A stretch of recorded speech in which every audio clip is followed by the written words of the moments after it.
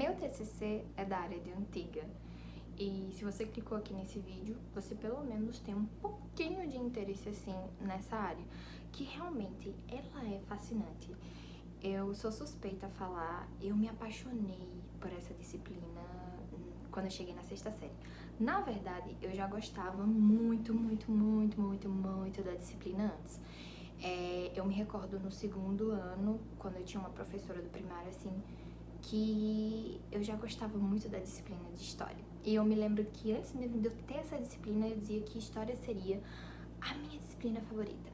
E realmente, a história, ela é encantadora. A antiguidade, ela sempre mexeu comigo.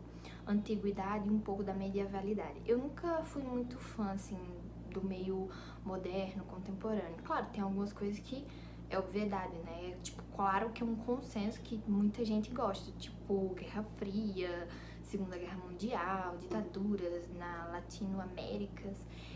Mas, como estudar a antiguidade, né? Como a gente começa a adentrar esse mundo. A história, né? A disciplina antiga, ela tem muitos poucos textos, realmente, muitas poucas fontes aqui no Brasil. Não que não existam pesquisadores, tem pesquisadores no Brasil e eles são muito bons. Digo isso porque eu usei muito deles no meu projeto de pesquisa.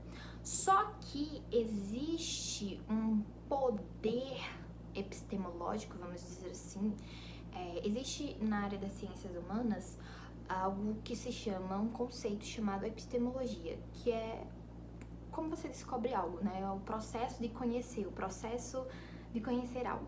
E existem determinadas regiões que, por fatores econômicos, culturais, sociais, eles têm mais um poder aquisitivo de fontes para fazer epistemologias. E por um fator, como estamos no Ocidente, esse local acaba sendo geralmente a Europa e os Estados Unidos. Então, pesquisas mais atualizadas, na verdade, muitas fontes estão em outros idiomas que não o português. Então, a gente que é da área de antiguidade, a gente precisa, em algum determinado momento, saber um pouco de inglês ou de outra língua. Não estou dizendo que necessariamente tem que ser agora. Não, você pode ir aos poucos. Mas é interessante para que você continue nesse meio, estudando um pouco desse meio, que você tenha que saber um pouco de espanhol ou de inglês. Mas enfim, a antiguidade, ela é muito grande, sabe? Ela é muito vasta. Então, primeiro, você precisa definir o que você quer começar a estudar em antiguidade. Porque assim, a antiguidade, ela é muito vasta. Então, você quer estudar as primeiras civilizações, Babilônia, os persas, os egípcios, os povos hebreus, que aí a gente tá num período mais pré-histórico, bem entre aspas assim, da antiguidade, que inclusive é só uma forma de dizer, claro, pré-história a gente sabe que é uma outra disciplina assim, que inclusive eu nunca gostei, mas enfim.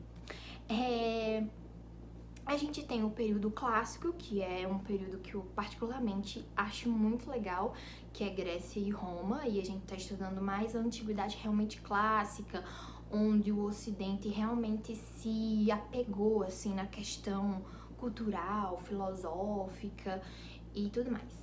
E a gente tem um conceito também da nova história, né? Não de uma... Ainda é revisado, né, para algumas pessoas que têm um apelo maior à questão da historiografia mais tradicional, né? A antiguidade tardia. Esse conceito, ele foi muito usado pelo Peter Brown. Apesar de ele não ter sido o fundador dessa ideia, foi por um outro pensador, que agora eu não me recordo o nome, mas ele foi muito disseminado pelo Peter Brown, que seria uma defesa de que a antiguidade, ela não acabou com a queda de Roma, que foi no século V, se eu não me engano, foi no século 4, 400 e alguma coisa. Na verdade, existia um período em que a antiguidade ela ainda persistiu, não no Ocidente, mas na região do antigo Império Bizantino, que hoje em dia é na Turquia. Então, existe, por conta de um reavivamento das cidades, um reavivamento da arquitetura e das construções de Bizâncio na antiga Constantinopla.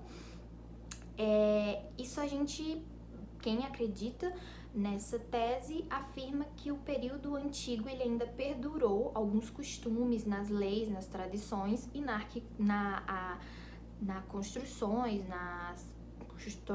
construções das cidades, assim, na arquitetura da cidade, e por isso chama-se esse período de Antiguidade Tardia, que ela demorou um pouco mais para terminar e começar de fato aí a Idade Média na parte mais Ásia Menor, Médio Oriente, né? Então você tem que primeiro escolher qual desses conceitos da antiguidade você vai estudar. Dito isso, você vai começar a entrar no mundo da antiguidade. E como eu posso entrar no mundo da antiguidade? De uma forma bem básica, através de livros didáticos. Mesmo que você tenha já um conceito bom, uma carga de leitura boa, o estudar a antiguidade é um mundo muito diferente. E muitas vezes é usado termos e civilizações, e povos que a gente nem conhecia antes, assim, e você precisa já ter isso na cabeça, tipo, quem eram os sátiros, quem eram os medos, quem eram enfim, os povos outros antigos que não os principais que comum na historiografia tradicional a gente estuda. Então uma forma assim de você conhecer um pouco mais da antiguidade, bem didática mesmo, é através do livro didático. O livro didático atualmente ele tá bem atualizado, ele tá com um material muito interessante. Digo isso porque eu trabalho já na rede pública e é algo muito interessante assim trabalhar com o livro didático, enfim. É algo que me ajuda bastante. Depois disso, livros. Você vai começar a ler por conteúdos que você queira. Atualmente, eu tô lendo essa leitura aqui, que é As Mais Belas Histórias da Antiguidade Clássica, do Gustavo Schaub, que é um historicista do século XIX.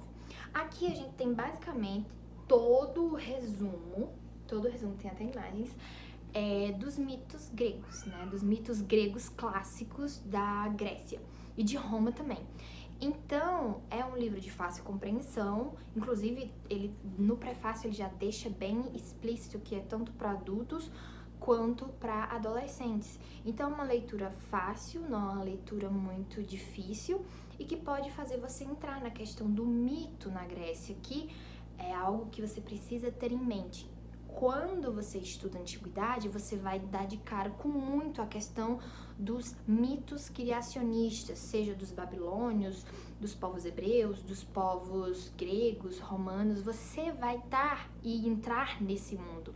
Então você tem que conhecer um pouco isso antes de começar a estudar. Nem que seja uma pesquisa rápida, assim, no Google. Busque também, quando você estiver estudando, escutar música, mas não qualquer música, músicas do período, músicas clássicas gregas. Eu faço isso para eu entrar nesse mundo, para eu entrar nesse meio que é a Grécia, né? Pra gente entrar de cabeça nisso. Então é uma dica que na verdade me ajuda bastante enquanto eu tô estudando. E acho que a última dica é não leia clássicos difíceis assim de primeira. Você precisa entrar no mundo. Não adianta você pegar um Eduardo Gibbon, a história do Império Romano, se você não entende nenhum básico. É como um exercício físico. A vida de leitura, a carga, né, intelectual, acadêmica, ela é como um exercício físico. Quando você entra na academia, você não pode pegar um peso muito mais forte do que você aguenta. Você vai se frustrar e não vai querer mais se exercitar e vai ficar impossível de você se exercitar. Você tem que começar aos poucos e gradativamente ir aumentando. E por pouco tempo também. Não adianta você estudar 5 horas se você não tem o costume nem de ler por meia hora. Então você tem que começar por pouco tempo, com livros que você tenha, que seja ali da área, mas que você consiga interpretar, que você consiga ler, e fazer isso todo dia, criar uma rotina. E fazer tudo isso, você aí vai ter uma boa carga, assim, de entender um pouco a antiguidade. Um livro bem interessante que eu li no início desse ano, que ele é bem didático, assim, é a História de Roma, onde a gente vai ter... eu vou deixar o link na descrição, onde a gente vai ter algo bem didático, assim, sobre a história, a República Romana, a monarquia, e aí o Império Romano crescendo. Então é um livro bastante interessante, vou deixar na descrição, que é, se você ficar interessado, né, quiser dar uma olhada, dar uma chance para esse livro, vale muito a pena. Então é isso, eu espero que eu tenha ajudado vocês com boas recomendações. Deixa aqui um comentário se você gostou do vídeo, um curtir ou não curtir. E é isso. Beijo!